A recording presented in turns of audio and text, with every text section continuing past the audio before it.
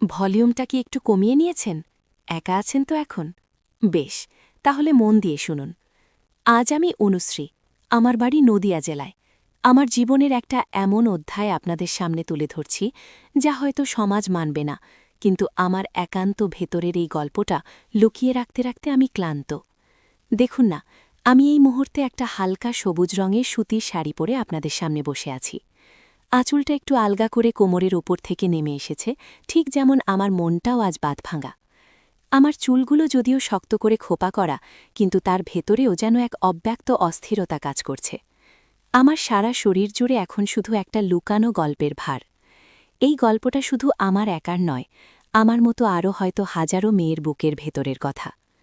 এই যে আমি আপনাদের সামনে নিজের গল্পটা বলতে এসেছি, এর পেছনে অনেক সাহস আর অনেক দীর্ঘশ্বাস জমা হয়ে আছে। আপনারা হয়তো ভাবছেন, কোন সম্পর্ক নিয়ে কথা বলবো আমি?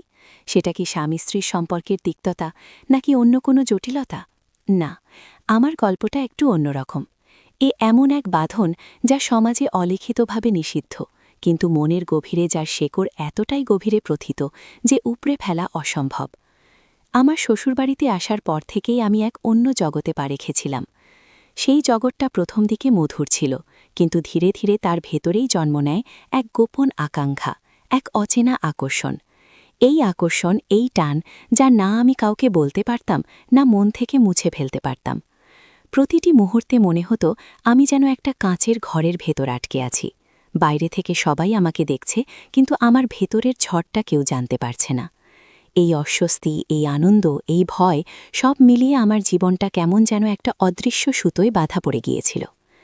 আশা করি আপনারা আমার এই ব্যক্তিগত অনুভূতিকে সম্মান জানাবেন এবং মন দিয়ে শুনবেন। আর যদি আমার কথাগুলো আপনাদের ভালো লাগে বা ছুঁয়ে যায়, তবে চ্যানেলটা সাবস্ক্রাইব করতে ভুলবেন না যেন। আমার বিয়েটা হয়েছিল বেশ ধুমধাম করে। আমার স্বামী অর্ণব ভালো মানুষ, নিজের ব্যবসা নিয়েই ব্যস্ত থাকে। বিয়ের পর নতুন বউ হিসেবে প্রথম প্রথম সবকিছুই বেশ অন্যরকম লাগত। কিন্তু ধীরে ধীরে যখন আমি শ্বশুরবাড়ির পরিবেশে মানিয়ে নিতে শুরু করলাম, তখনই আমার জীবনে এক নতুন চরিত্রের আগমন ঘটল। আমার দেবর, রূপম। অর্ণবের থেকে প্রায় ৭-৮ বছরের ছোট। সদ্য কলেজ পাশ করে একটা ছোটখাটো চাকরি শুরু করেছে। প্রাণোচ্ছল, হাসি খুশি, আর সবার সাথে মিশতে পারে খুব সহজেই। আমি যখন প্রথম এই বাড়িতে আসি, রূপমই আমাকে সব বিষয়ে সাহায্য করত। কখন কি লাগবে, কোথায় কি আছে, কিভাবে কাজগুলো করলে সুবিধে হবে, সবকিছুতেই ওর একটা বাড়তি মনোযোগ ছিল। আমার স্বামী অর্ণব সারাদিন ব্যবসার কাজে বাইরে থাকত, ফলে বাড়ির সব ছোটখাটো কাজে, এমনকি আমার ব্যক্তিগত কিছু প্রয়োজনেও রূপমই ছিল একমাত্র ভরসা। এটা ধীরে ধীরে আমাদের দুজনের মধ্যে একটা সহজ সম্পর্ক তৈরি করে দিয়েছিল। আমি তাকে ছোট ভাইয়ের মতো দেখতাম, আর সেও আমাকে বড় ভাবির মতো সম্মান করত। কিন্তু সম্পর্কগুলো সবসময় এক সরল পথে চলে না। কখন যে মনের অলক্ষ্যে সূক্ষ্ম বাঁক নেবা শুরু করে, তা বোঝাই যায় না। রূপমের সাথে আমার গল্প করা, হাসি ঠাট্টা করাটা একটা অভ্যাসে পরিণত হয়েছিল। অর্ণব ফিরে আসার পর যখন সে তার কাজ বা বন্ধুদের নিয়ে ব্যস্ত থাকত, তখন আমার এই একাকিত্বে রূপমের সঙ্গটা এক আলাদা মাত্রা যোগ করত। ওর চাহনিতে, ওর কথায়, ওর ছোট ছোট আচরণে এক ভিন্ন অনুভূতি লক্ষ্য করতাম। যেমন, কখনো হয়তো আমি রান্নাঘরে কাজ করছি, রূপম এসে পিঠের দিকে হেলান দিয়ে দাঁড়িয়ে ফ্যান চাইতে লাগল। বা হয়তো আমার হাত থেকে কিছু পড়ে গেলে দুজনে একসাথে নিচু হয়ে সেটা তুলতে গিয়ে অনিচ্ছাকৃতভাবে হাতে হাত লেগে যেত। সেই মুহূর্তের বিদ্যুৎ প্রবাহটা আমি স্পষ্ট অনুভব করতাম, আর লক্ষ্য করতাম রূপমের চোখগুলোও কেমন যেন চকচক করে উঠত। এই ছোট ছোট স্পর্শ, এই নীরব মুহূর্তগুলো যেন আমাদের অবচেতনে এক অদৃশ্য সেতুর কাজ করছিল। একবার বাড়ির সবাই পিকনিকে গিয়েছিল। আমি আর রূপম কোনো এক অজুহাতে বাড়িতেই রয়ে গেলাম। সেদিনটা ছিল আমাদের জন্য এক অদ্ভুত দিন। সকাল থেকেই আকাশে মেঘ ছিল, আর বিকেলের দিকে টিপটিপ বৃষ্টি শুরু হলো। আমরা দুজনে বসে বারান্দায় চা খাচ্ছিলাম। বাড়ির বাকি সবাই নেই, চারদিকে এক অদ্ভুত নিস্তব্ধতা। রূপম হঠাৎ আমার দিকে তাকিয়ে বলল, ভাবি, আপনার চুলগুলো না ভিজে কেমন যেন আরও সুন্দর লাগে। ওর কথায় আমি চমকে উঠলাম। এই ধরনের কথা তো অর্ণবও সহজে বলে না। আমার গালে হালকা গোলাপি আভা ছড়িয়ে পড়ল, আর আমি অপ্রস্তুতভাবে হেসে অন্যদিকে তাকিয়ে চা পান করতে শুরু করলাম। রূপম আমার মুখের দিকে গভীর চোখে তাকিয়েছিল, আর সেই চাহনিটা আমার ভেতরের সবটুকু দ্বিধা যেন ভেঙে চুড়ে দিতে চাইছিল। সেদিন রাতে বিছানায় শুয়ে আমি শুধু রূপমের কথাই ভাবছিলাম। তার হাসি, তার চাহনি, তার কথা বলার ভঙ্গি, সব যেন আমার মনের আনাচে কানাচে ঘুরপাক খাচ্ছিল। নিজেকে বোঝানোর চেষ্টা করছিলাম, এটা ভুল, এটা অন্যায়, কিন্তু মন কিছুতেই কথা শুনছিল না। এরপর থেকে আমাদের সম্পর্কটা এক অন্য পথে হাঁটতে শুরু করল। আমরা আরও বেশি করে একে অপরের সান্নিধ্য খুঁজতাম। সুযোগ পেলেই দুজনে একসঙ্গে ছাদে যেতাম। রাত করে চুপি চুপি গল্প করতাম যখন বাকিরা ঘুমিয়ে পড়ত। সেসব গল্পে থাকত না কোনো নির্দিষ্ট বিষয়, শুধু ছিল এক অব্যক্ত আবেগ আর টান। রূপম আমার হাত ধরে কখনো কখনো আলতো চাপ দিত, কখনো বা আমার দিকে ঝুঁকে এসে চুপি চুপি কোনো কথা বলত, যাতে আমার গালের সাথে ওর শ্বাস প্রশ্বাসটুকু এসে লাগত। আমার বুকের ভেতরে ধুকভুকানি যেন তখন কান ফাটিয়ে দিত। এক সন্ধেতে বাড়ির সবাই পাশের বাড়িতে গিয়েছিল বিয়ের নিমন্ত্রণে। আমি আর রূপম বাড়ি পাহারা দেওয়ার নাম করে থেকে গেলাম। সেদিন রূপম হঠাৎ করে আমার সামনে এসে দাঁড়াল, হাতে একটা ছোট্ট উপহার, একটা হালকা গোলাপি রঙের কাচের চুড়ি। বলল, ভাবি, জানি এটা হয়তো আপনার জন্য তেমন কিছু নয়, কিন্তু এটা দেখেই মনে হলো আপনার হাতে খুব মানাবে। চুড়িটা পরিয়ে দেওয়ার সময় রূপমের আঙুল যখন আমার হাতের ওপর ছুঁয়ে গেল, তখন সারা শরীরে এক শিহরণ বয়ে গেল। ওর চোখগুলো তখন কেমন যেন নেশাগ্রস্ত। আমার চোখগুলো তার কাছ থেকে সরে যেতে চাইছিল না।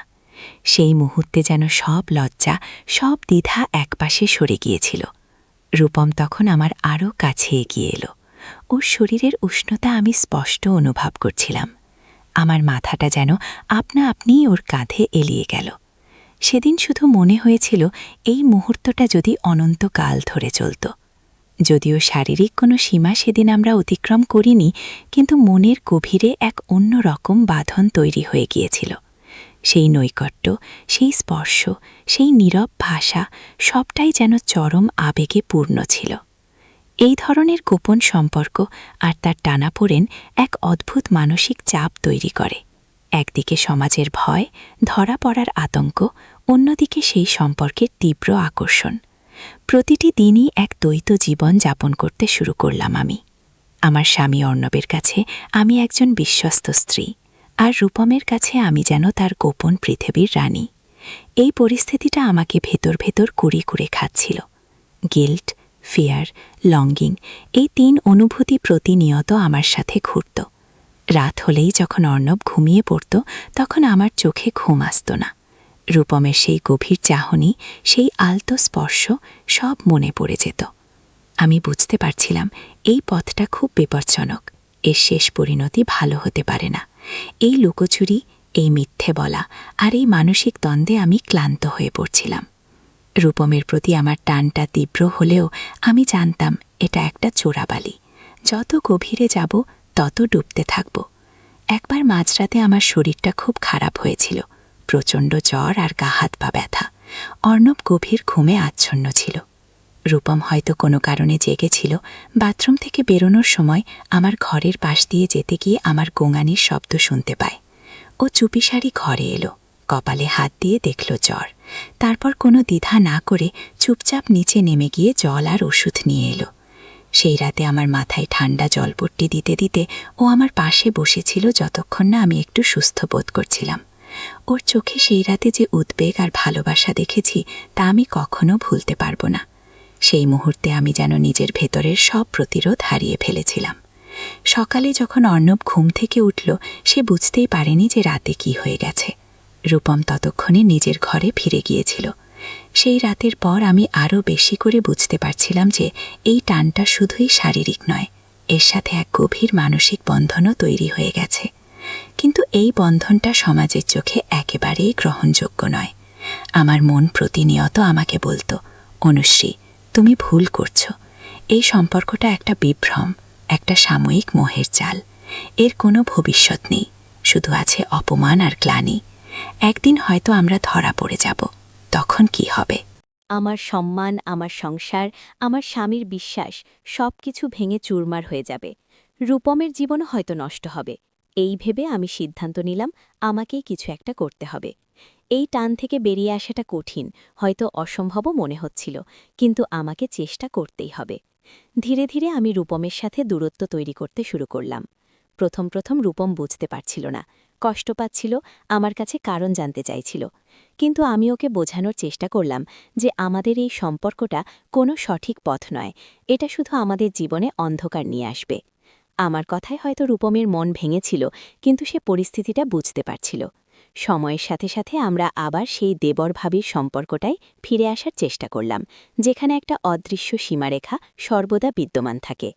আমার এই গল্পটা হয়তো অনেককেই অবাক করবে, অনেকেই হয়তো আমাকে বিচার করবে, কিন্তু আমি জানি মনের গহীনে এমন অনেক অনুভূতি বাসা বাঁধে যা সমাজের চোখে ঠিক নয়, কিন্তু যার অস্তিত্বকে অস্বীকার করাও যায় না।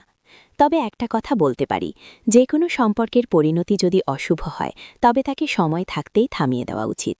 মুহূর্তের মোহে বা আবেগের বশে এমন কোনো ভুল করা ঠিক নয়, যার জন্য সারা জীবন অনুশোচনা করতে হয়। আমি আমার এই কঠিন অভিজ্ঞতা থেকে শিখেছি যে মনের ওপর নিয়ন্ত্রণ রাখা কতটা জরুরি, আর সামাজিক অনুশাসন মেনে চলাটাও কতটা প্রয়োজন। হয়তো এই গল্পটা শোনার পর আপনারা নিজেদের জীবনেও কিছু সিদ্ধান্ত নিতে পারবেন, যা আপনাদের সঠিক পথে চালিত করবে। মনে রাখবেন, ভালোবাসার অনেক রূপ আছে, কিন্তু সেই ভালোবাসাই সত্যিকারের সুন্দর, যা কারও ক্ষতি করে না, যা সমাজের চোখে সম্মানজনক।